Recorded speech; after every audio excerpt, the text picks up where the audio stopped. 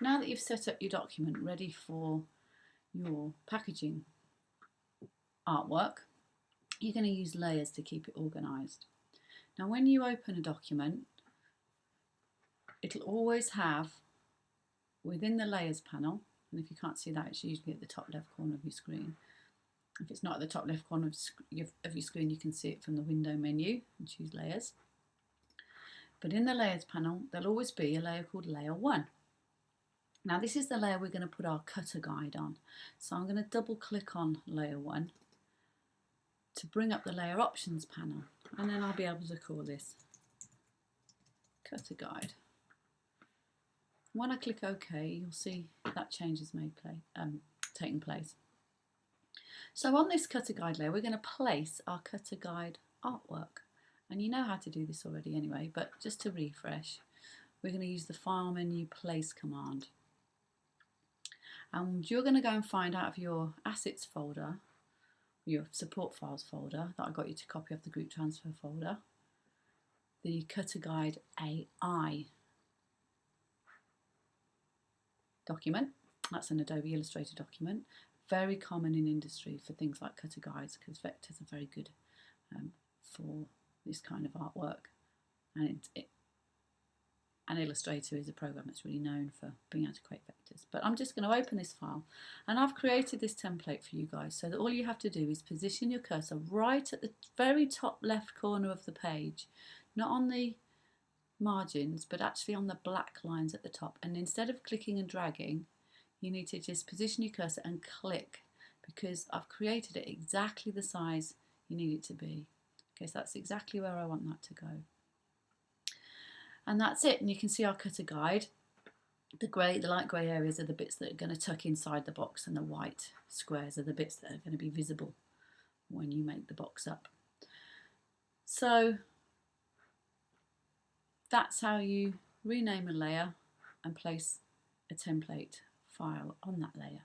Okay, now on the theme of layers, we're going to create a new layer now that will allow you to organise your artwork in a much better way and make it easier for you to kind of lock stuff down and change the order that things sit on the page, just so you can see your proofs and how they're going to print out, so you can see those properly. So to create a new layer, you go back to your layers panel, and down at the bottom right corner there's the little page icon. It's the create new page icon. I'm going to click on that, and you'll see the program's given me a new layer called layer 2, and it's red. Our first layer had a little blue strip next to it, and our new layer, let's just zoom in on that for you guys so you can see that a bit more clearly. You can see that that's the blue guide, cutter guide layer is blue, and the layer 2 layer has got a little red strip next to it. The blue highlights just to let us know that we've selected layer 2. I'll zoom out, otherwise my cursor moves all over the place. So I know that anything that I do now will be on layer 2, so I'm going to click off this object that I've put on layer 1, and you'll see it's actually got a little blue outline to let me know it's on layer 1, the cutter guide. I'm going to click off that and deselect it, and I'm on layer 2. Click if layer 2 is not selected, you just got to click on the name of it, and I'm going to double click on this layer to rename it, and I'm going to call this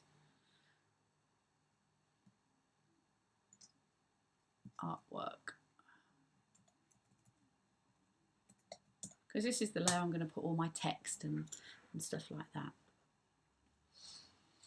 When I create a text box now,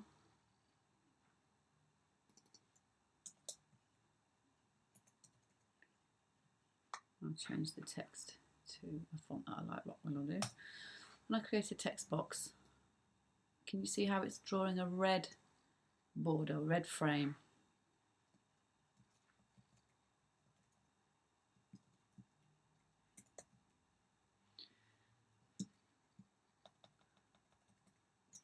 So I can put my text on and use my ordinary InDesign skills just to decide what I want where.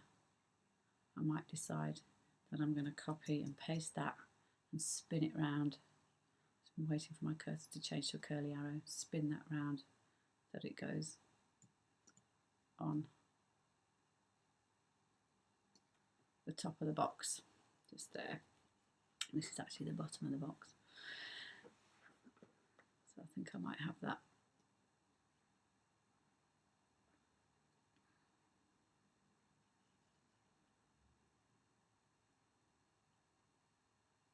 Over there like that.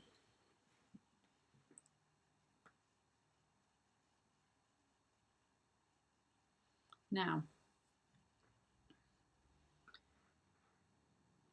so I don't accidentally pick up my template and move it around,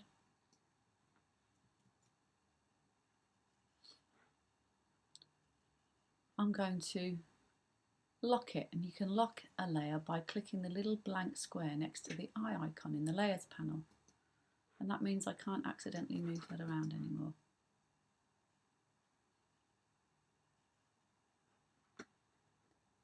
Now I go to my artwork layer, it's not locked, so I can still pick up stuff and move it around.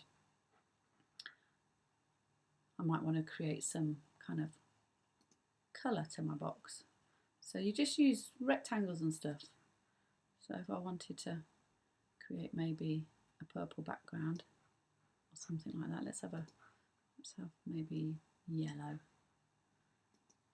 A yellow square. Oh, I've given that a yellow stroke, so I'll just bring my stroke to the fill to the front and click yellow.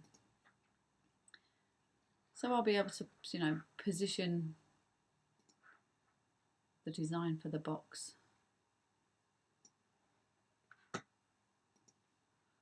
Or the elements that are going on the box, I should say, in position like that. And actually, if I know that the colour's sort of bleeding from one panel to the next, I could even stretch it out like that. So that may be that I want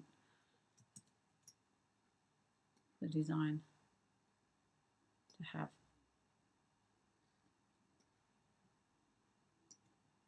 its name scattered all over the place, different parts of the box. Okay, now the trouble is sometimes, and you can sort of bleed the colours into the flaps and things if you want to. Sometimes it's difficult to see the template. What's great about layers is if you want to change the order that they sit, you can drag the artwork layer order from the layers panel into a different place. So I could sit all my artwork objects below the cutter guide by selecting the artwork layer and just dragging it down, keeping an eye out for that big thick black line, and you can see how that's moved the cutter guide so it's sitting on top of the artwork, and we can now see the panels more clearly, and you can see how that sort of stops that yellow bleeding into that panel there. So you can use layers to organise artwork, you can lock layers, you can change their order, and if, for instance, let's put that back underneath, you accidentally forget to lock a layer and you're on the wrong layer and you draw a piece of artwork, let's put a circle on this bit because that's going to be our design for this part of the box, and we'll give it a yellow fill. Get rid of the stroke for a minute. If, for instance, you put something on the wrong layer, you'll notice that when it's selected, it's got a blue frame on this one, so it's still on the cutter layer. I don't want it on the cutter layer. When it's selected, there's a little blue box just to the right of its name in the layers panel, and that little blue square indicates that there are selected items on the artboard. And it does remind you when you hover your cursor over it that you drag to move between layers. So if I pick up that blue square and drag it onto my artwork layer, you'll notice the object itself has a red bounding box and red outlines now, just to let you know that it's on the right layer. So you can move objects from one layer to the other if you don't remember to put them in the right place. So I'm just going to lock my cutter guide layer, and lastly with layers, the little eye icons let you hide them and show them. So that's how you use layers to organise your artwork.